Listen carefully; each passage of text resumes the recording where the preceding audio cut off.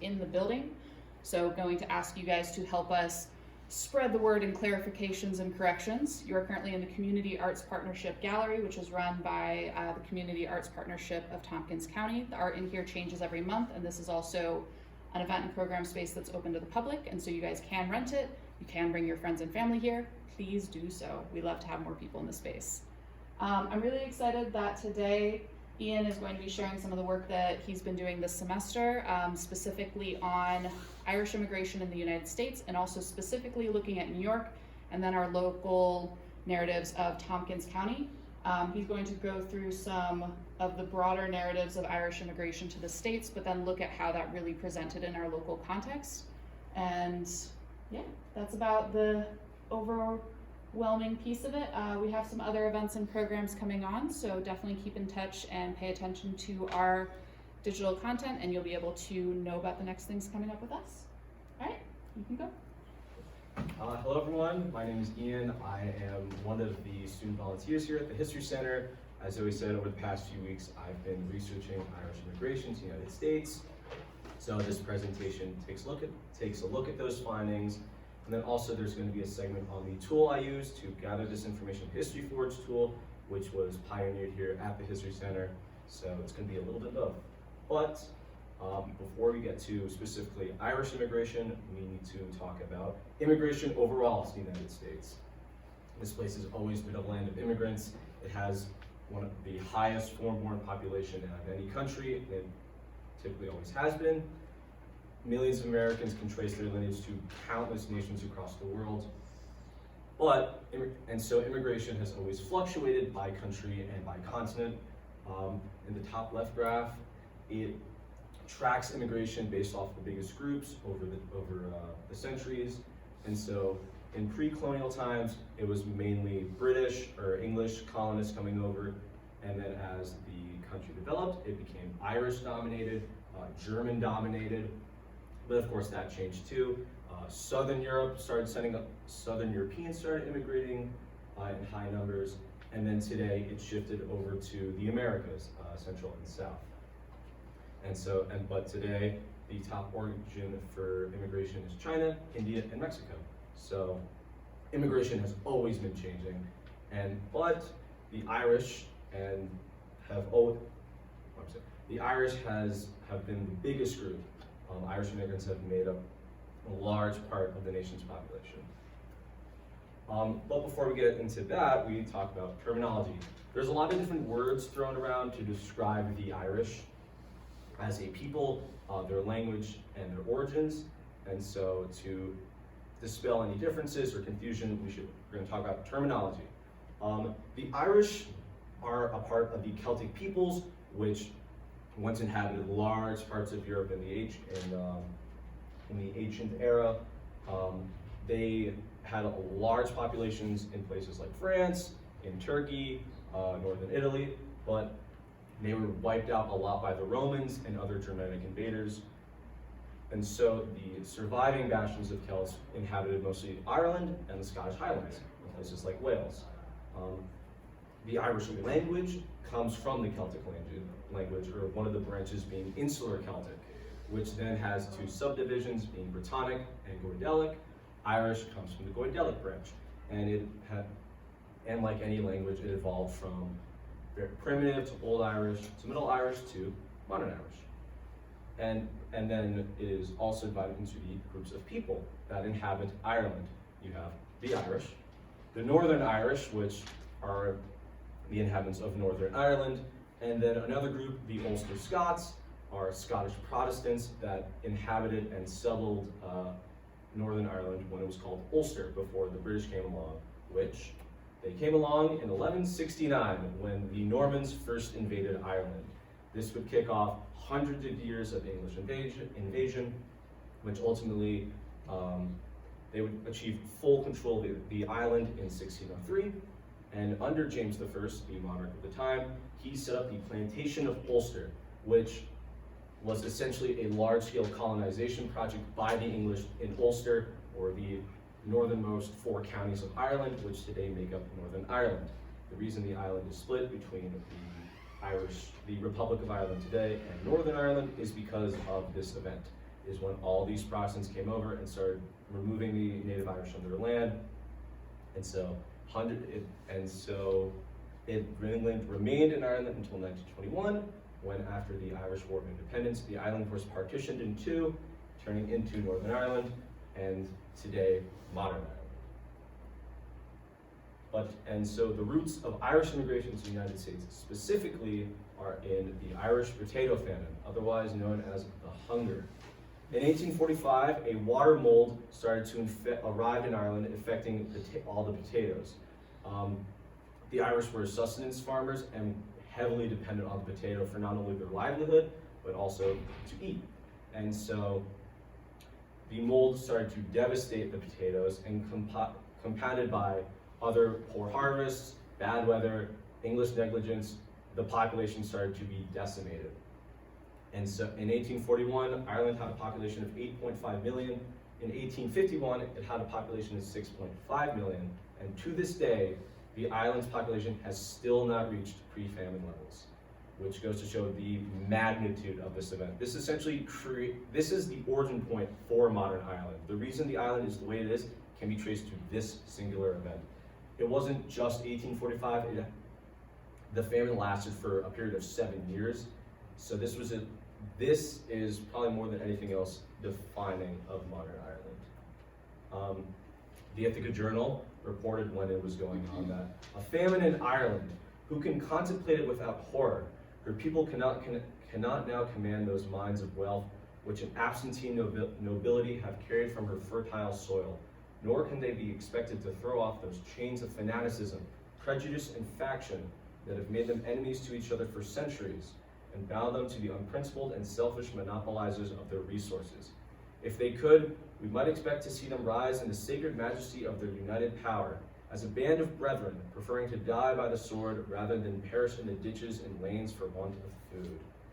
There were very dire times in Ireland.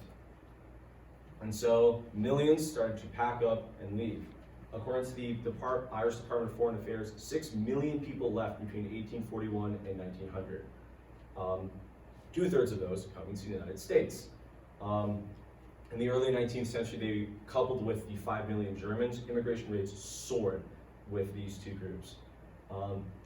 The Irish arrived predominantly to the East Coast in places like New York, Boston, other large coastal cities. Ellis Island famously is the gateway for many immigration, but that was not established until 1892. So many of these immigrants would just come through New York Harbor, get there's a fare in order, and make their way out. But where did they go? This is an atlas from 1880 showing the ratio to total population of Irish immigrants in the United States. The darker bits represent higher percentages. For our case, if we go to upstate New York, we can see predictably that places like Boston, New York have really high concentrations of Irish immigrants. And in upstate, what's labeled as 6, that is about 6 to 10% of the population. So still high amounts. But then also we see places in Montana, but mostly, judging by the map, the Northeast is where a lot of the Irish settled. To look at the Germans, they settled a lot in the Midwest.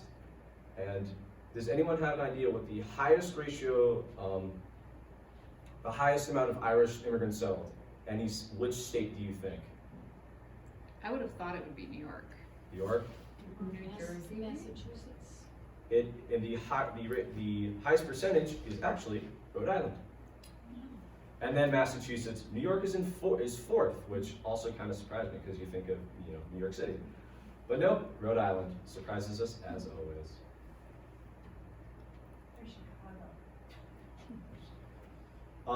This is an image from New York City, where a lot of Irish immigrants came. They would settle in big cities like Boston, New York. This is of the Lower East Side, which became essentially the neighborhood of immigration. Irish, Germans, Italians, most immigrants that came to New York City would settle in Lower Manhattan like this, in really, really cramped tenement buildings. We're talking about families of 10 living in apartments probably half the size of this room. Terrible conditions, but the sense of community that was formed cannot be questioned. The St. Patrick's Day Parade, which is really big in New York City, came after the Civil War when a lot of Irish veterans who themselves immigrated to the United States started feeling a sense of pride in their country and their heritage, and that's where the St. Patrick's Day Parade kicked off. Boston also has a lot of Irish pride. So these families, they came here and they made it their own. But there was also a lot of backlash. Because a lot of the immigrants were Catholic like the Germans and Irish compared to the quote-unquote like ancestral immigrants of Protestants from England, it created a lot of backlash because they thought that immigrants were changing the character of the nation, which happens a lot. There was even political movements around this. The Know Nothing, the American Party, informally known as the Know Nothing Party, was a big force. They were called the Know Nothings because if you asked what their beliefs were, they said, "I know nothing." This could either be the fact that they have no idea what they're talking about, or secrecy is up to you. But they would have newspapers in in every state. In Ithaca, they had their own newspaper called the American Citizen, which they would use to highlight their nativist beliefs. And Ezra Cornell wrote to one of those correspondents that we're talking about their beliefs. "As for the Pope, I am too old to be frightened by his shadow, and am quite sure his shadow or substance will do less harm to the liberties of my country than will a party who seek to acquire political power by exciting religious bigotry in the minds of their duped followers." So this native sentiment was strong, but eventually it did fade away as the Irish started to settle. But that does not mean, and as they settled, they started to advocate for themselves. In a bit of pre-Civil War politics, as a relief bill for Ireland was being discussed, as a politician did the standard thing of saying one thing, doing another, he got a lot of backlash. And so the Ithaca Journal writes, "He was for making Ireland a prison wall, to shut in the starving millions of its population and shut out the abundance of other lands, trampling underfoot the common rights of humanity and defying Providence in its benevolent designs. If there is anything abhorrent to the generous feelings of an Irishman, it is double-dealing and treachery, especially that double-dealing and treachery which sports the tears and distresses of his native country. And these sons of the island may yet return the poisoned chalice to his own lips and mock him in the day of his calamity." Very well written. But not all Irish immigrants had the same experiences. Many were positive, but also many were negative. Robert Smith, who settled in Philadelphia, wrote to his parents that "Our city has been nothing but the scene of bloodshed. The origin of this awful scene was respecting a party of Native American citizens."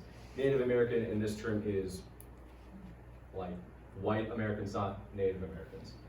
"Forming themselves into a body to deprive all foreigners of their rights and privileges guaranteed to them by the Constitution.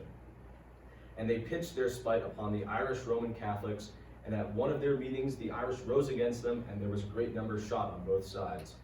There were a great many Roman Catholic churches and nunneries burned in the city, and as many as 50 killed in one riot. There were 20 cannons discharged in one night by the military." So this native sentiment was very strong, but as Mary points out, a lot of these immigrants would still rather stake their claim in America than return home. She writes, "Dear Mother, I should like to know whether this has been a dear summer. I'm afraid that it has been. I want to know also how my uncle is getting along with his trade. Is he earning plenty of money to support his family? If he is not, I think he had better come over to this country, for here he can make a good living, perhaps get rich. I like to be in this country very much. Great deal better than in Ireland, for Ireland is a poor place, and I would not live 1 week in it again if I had money to take me over there." So, the good and the bad. But the tool that has allowed me to learn all this information is the HistoryForge tool, which let's just over to the actual website. It compiles census data from, from 1880 to 1950. The later census info is more incomplete. So for my purposes, I used it from 1880 to 1920. So it compiles census info, maps, any other records of Ithaca and the wider Tompkins County, and you can essentially learn the stories of all the people who have been here. If we go to the 1880 census and we filter in, there's many a filter. If we filter in, where is it? Place of birth, and we punch in Ireland, we can see there's a lot of people. And using this sort of information, you can do a few things. You can filter it out even further. Maimed, crippled, veteran, attended school, where do they work, where do they live, are they married? So you can filter all that, and then you can save it as search. You can CSV it, which basically just turns it into a document, or you can map it. And what you can do is it'll take this information and it will put it over, right now if I move the map, it'll put it over like the map of Ithaca. And then you can do it further, what you can do further is layer historical maps over this information. So this is from, I believe, 1880. So let's put the 1880 Sanborn Fire Insurance Atlas of Ithaca over, and we can pin the person to the house. So if we see right here in 134 West State Street, we see Eliza Brakely, her daughter, and they lived here. The purple in this map at least represents businesses, and this is just one of the many different, this is just one of countless ways you can use to learn about certain people, what they did. You can put an occupation, household. If we zoom out, we can see that a lot of Irish immigrants clustered around Cleveland Ave, Green Street, and if we can also go back to 1880. But they also look pretty spread out over the city. It doesn't look like there was one Irish neighborhood that kind of had all the families living there. Yes. Compared to when we think of places like, at least in New York City, Little Italy, where these immigrants really condensed one another. In Ithaca, which is not as big as New York City, it's very spread out. But in places like Green Street, you can see that there is at least a higher concentration of immigrants, which notes that they did at least try in some cases to live near one another. If we go to, should be here, occupation, but we also filter out, we go to foreign born, which, where is it? Yes, foreign born, submit it, and then you can go to the Word document, you can sort it. A lot of Irish immigrants were manual labor, places like coal yards, maintenance, plumbers, a lot of stuff like that. And this is just 1880. As the census data gets more and more sophisticated, there's more categories. If we go to 1910 and we go to all the fields, you can see that it's way more. People fought in the Civil War. What the mother tongue was of your parents, or your mother tongue. More specifics about where you live, about your housing situation. When did you immigrate? Are you naturalized? So we can do the year immigrated, naturalization, and then we can filter out, again, foreign born, no, not foreign born, place of birth, bunch in Ireland. We can see that while there are a lot of native-born Irish who are not naturalized, a lot of them are naturalized. You can also use this information to track second generation. So if you, remember this quickly, I had it somewhere. What essentially you can do is you can track one or more parents born in the United States, and then where you were born. You can see as the decades go on, more and more second generation immigrants are being born. I have this right here actually. Go back to the slideshow. Yes, as the decades go on, the number of people born in the United States to one or more Irish parents from 18 to 1900, the 1890 census data, I'm pretty sure was lost in a fire, so we have that 20-year gap. And not just for Ithaca, for the entirety of the United States does not have 1890. It jumped. All the census data was lost. So it jumps by 800, and then as decades go on and immigration patterns change from 1900 onward, it drops. But the 1880 to 1900, that big leap, that shows that a lot of the immigrants who, let's say, had just arrived by then are now starting to have families and have children and build lives for themselves. Ian, before you change slides, could you explain what you mean by IFS and NI?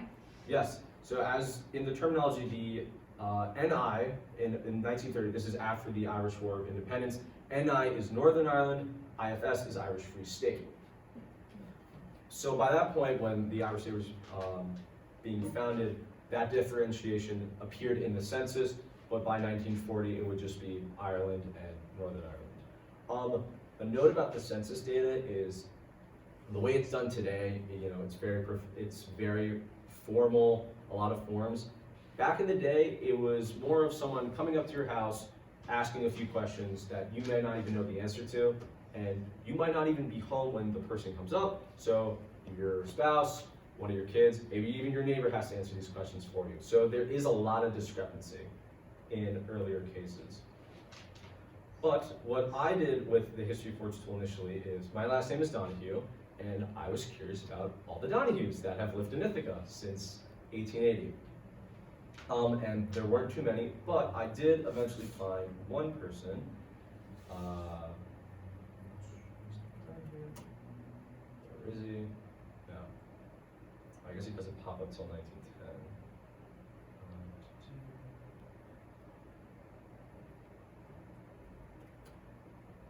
Yes, P.M. Donahue. His first name's Peter. He pops up in the census data a lot. I believe. Oh, I know what it is. A funny thing with census data is that the spelling of the last names changes depending. Sometimes changes not because the last name was changed, but because the spelling was like interpreted a different way. So it could all just, which means it is spelled like this. Yes. So Peter M. Donahue, it's incorrectly spelled here, but that also brings up a point that a lot of immigrants, when they would come over, would change their last names to become more Americanized. So the way it's spelled here, or with an O, is one of the ways it's spelled in Ireland, but the Americanized spelling, my last name, Donahue, is what a lot of immigrants could have changed their name to. It's obviously not exclusive to just my last name. This happens to happen to thousands of last names. But when I was looking at the census data, I stumbled upon Peter. In 1900, he was 22. He'd immigrated in 1878. So he's been in America for almost either half or more of his life. He naturalized, and he's a plumber, but he doesn't have his own home. He's boarding with Clarissa C. Barrett, and so that's in 1900. But in 1910, we can filter by his last name, which is spelled correctly now, and we can see that now he has a wife and children. He lives on 442 North Aurora. He's born in Ireland, as his parents were. He's naturalized, but he's still a plumber. Then we can Still a plumber today, he's Donahue Helverson. And then we can map this information in 1900. We can put a more updated map. We can do the 1910 Sanborn Fire Atlas, and we can see, should be right here. That's what their house used to look like. We can see that 1910, that's where they lived. You zoom all the way in, we can see what their house looked like on the street. It is funny, the further back on maps you go, so some of the street names have remained the same, but others, just a few, have slightly changed or been renamed. And then we can go to 1920.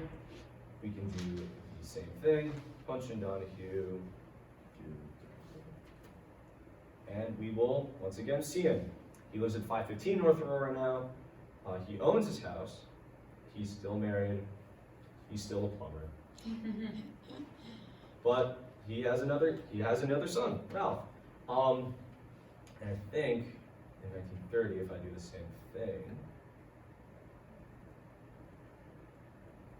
And this is one of the really great things about the Tompkins HistoryForge project, if people haven't engaged with it in a while, is that we do transcription sessions twice a month.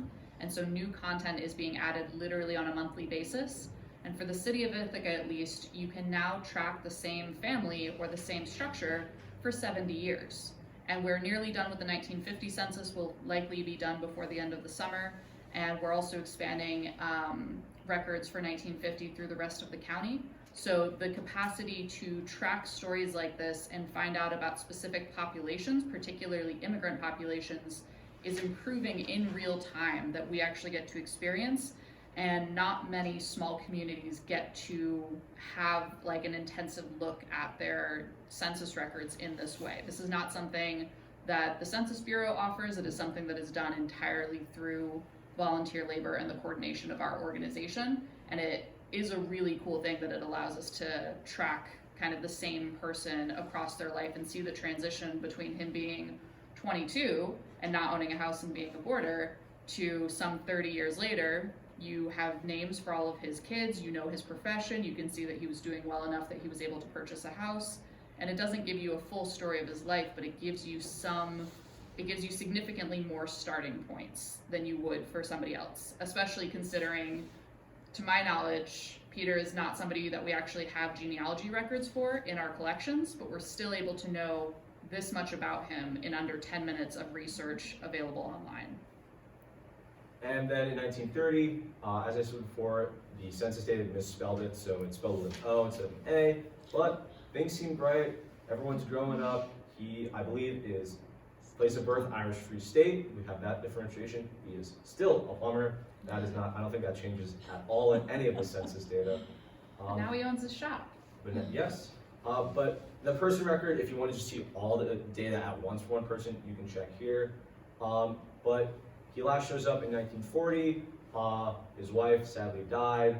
When I first saw this, it really bummed me out because I've been doing a lot of research, so it's a lot of writing back and forth, and it really bummed me out when I saw this.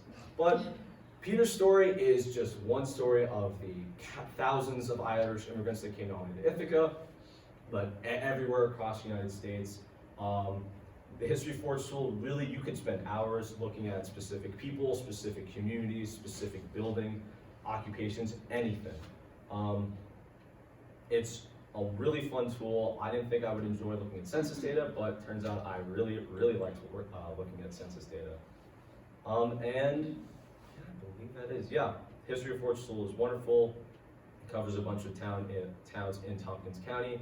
It's used in where else is it used? So HistoryForge pioneered here. It was designed in Ithaca, but through a couple different grant expansions and the most recent one, there are now 9 other communities across the country. As far south as Louisiana, we have a lot of states in the Northeast, and we also have just signed on some new partners, including Tulsa, Oklahoma, that are using the software that we designed to tell similar stories for their own communities. The Tompkins County one will likely always be the most expansive because we've got an 8-year head start on everybody else. So all the other folks who are just getting started on their 1910 census, which in complicated ways is one of the easiest censuses to transcribe. So a lot of folks start with 1910. But where Ithaca, and now Tompkins County more broadly, is that the main priority for the project was focusing on the city because it was the highest population center. But we are now transcribing the same records for each of the 9 towns of Tompkins County. And currently the most active of those are in Caroline and Newfield, and we are actively looking for community partners in the other towns across the county to build out these records, because the hope is that we can then start to tell stories of people moving from the urban center of Ithaca into the rural townships and back and forth, and get to see more of the transference of the community and how the community shifted within its own bounds. But this has been a really excellent presentation and introduction to the wealth that you can find when you're only really looking with one filter concept. There's some other ones that you can use. The filters is the terminology we use on HistoryForge, but those are the census questions. And so the filters will change year to year depending on what questions were determined by the Census Bureau to be included. As you get farther into the 20th century, you lose things like place of birth mother, place of birth father. If you are looking for particular nationalities or ethnicities, that terminology changes with the preferred terms of the time. A lot of the terminology is things that we wouldn't necessarily use in our modern American English now, but were the terms used for categorization. And you can also search by, you know, place of birth, or not place of birth, but, you know, by age, by different spellings, by the house that they lived in. If you only have an address, you know that a family member lived at 422 North Aurora, but you don't know their name for whatever reason. This is a potential way that people can try to fill in some of the gaps missing in their own record. Can you search an address? Yeah, absolutely. You want to show that? Yeah. You use buildings instead of the census records. So yeah, locality, the address, the building name, the place. It doesn't cover everything in Ithaca. As you get towards more Ithaca College and South Hill, that information isn't really covered, but the whole commons area and everything around that. Ithaca College was built after the 1950 census. Yeah. So yeah, sadly, everywhere the Ithaca College students lives is not here. I have tried to find my own address, it's not there, which bums me out because I would love to know who lived before me.